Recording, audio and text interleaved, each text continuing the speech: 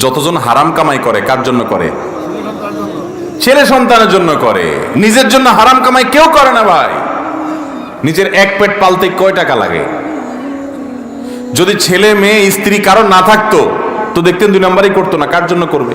সব কার জন্য করে? সাধারণত যত 2 নম্বর কামাইকারী লোক আছে, যত হারাম উপার্জনকারী আছে, তারা সবাই এই উপার্জনগুলো করে মূলত ছেলে মেয়েদের জন্য, তাদের আখের গোছানোর জন্য।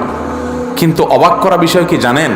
কিয়ামতের ময়দানে যখন আপনি ধরা পড়বেন, এই ছেলে মেয়ের কেউ কিন্তু বলবে না যে আল্লাহ আমার বাপের সব আমাদের জন্যই করছিল, নিজের জন্য কিছু করে নাই, আপনি যা শাস্তি দেওয়ার আমারে দেন, আমার বাপরে ছেড়ে দেন।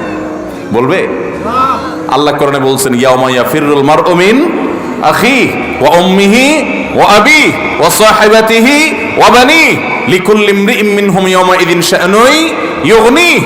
সেদিন সবাই সবাইকে দেখে পালাবে।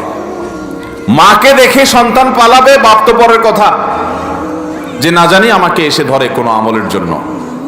বাবারা, কার জন্য 2 নম্বর উপার্জন করছেন? এই জন্য আমার যুবক ভাইরা প্রতিজ্ঞা করেন, সরকারি চাকরি পান আর বেসরকারি, ব্যবসা করেন আর বিদেশ যান, যেভাবে উপার্জন করেন না কেন, জীবনে কখনো হারাম উপার্জন করব না।